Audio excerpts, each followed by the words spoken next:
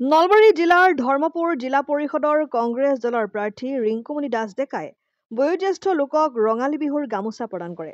নলবাৰী জিলাৰ নৰ্দী গাঁৱৰ বোৱাৰী ৰিংকুমণি দাস ডেকাই ৰাইজৰ মাজত সেৱাৰ অৰ্থে ধৰ্মপুৰ জিলা পৰিষদৰ কংগ্ৰেছ দলৰ পৰা প্ৰাৰ্থীত্ব আগবঢ়াইছে। নলবাৰী জিলাৰ ধৰ্মপুৰ জিলা পৰিষদৰ কংগ্ৰেছ দলৰ প্ৰাৰ্থী ৰিংকুমণি দাস ডেকাই দেওবাৰে পকুৱা অঞ্চলৰ বয়োজ্যেষ্ঠ লোকসকলক ৰঙালী বিহুৰ শুভেচ্ছা আৰু ফুলাম গামোচা প্ৰদান কৰে। বাসী ৰাইজক ৰঙালী বিহু শুভেচ্ছা জ্ঞাপন কৰিলোঁ।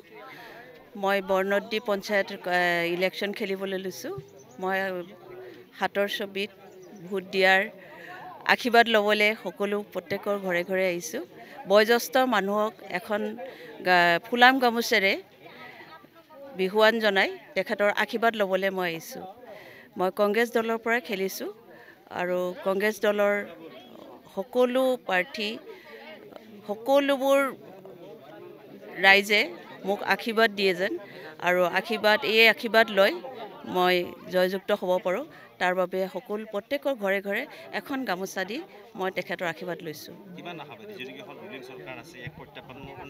মই বহুত আশাবাদী, কাৰণ মোক সকলো মানুহে মোক সহায় কৰিছে, মোক আগুৱাই লৈ গৈছে আৰু তেখেতৰ ওপৰত আশা কৰিয়েই মই আগবাঢ়ি গৈ আছোঁ। ধৰ্মপুৰ সমষ্টি জিলা পৰিষদ হয়। মোৰ লগত মোৰ কাউন্সিলৰ আছে আৰু আমাৰ মেম্বাৰণী আছে। মেম্বাৰণী শেৱালি ডেকা আৰু কাউন্সিলৰ বিকাশ বিৰাজ হালৈ আৰু এগৰাকী আমাৰ মেম্বাৰ আছে নাচিন বেগম।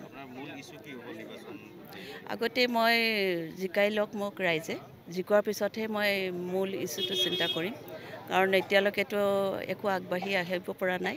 আগবাঢ়ি লওঁ, তাৰপিছতহে চিন্তা কৰিম। অসম আদিত্য, নলবাৰী।